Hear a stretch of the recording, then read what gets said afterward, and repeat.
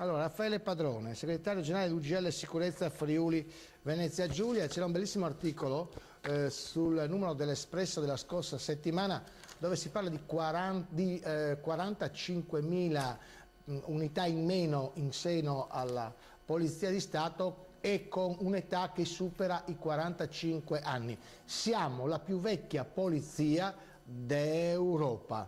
Vogliamo cambiarlo questo sistema? O avete in mano il polso voi sindacati o continuate insomma ad abbaiare alla luna?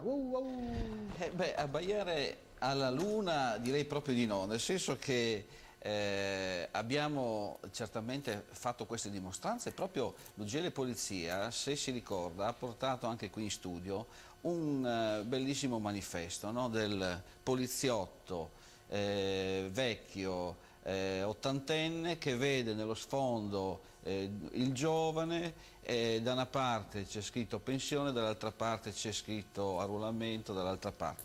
Allora, questi sono solo i dati per la Polizia di Stato, quelli che lei ha letto, tant'è che ai Carabinieri mancano la stessa unità e alla Guardia di Finanza anche le stesse unità.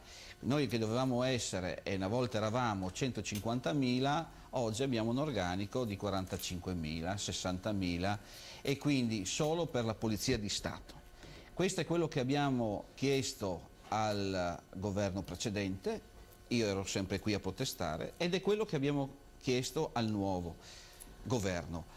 L'11 il nuovo capo della polizia riceverà le organizzazioni sindacali e a lui diremo le stesse cose, ma siamo sempre lì. Se non si vogliono investire soldi per gli arruolamenti sarà sempre peggio.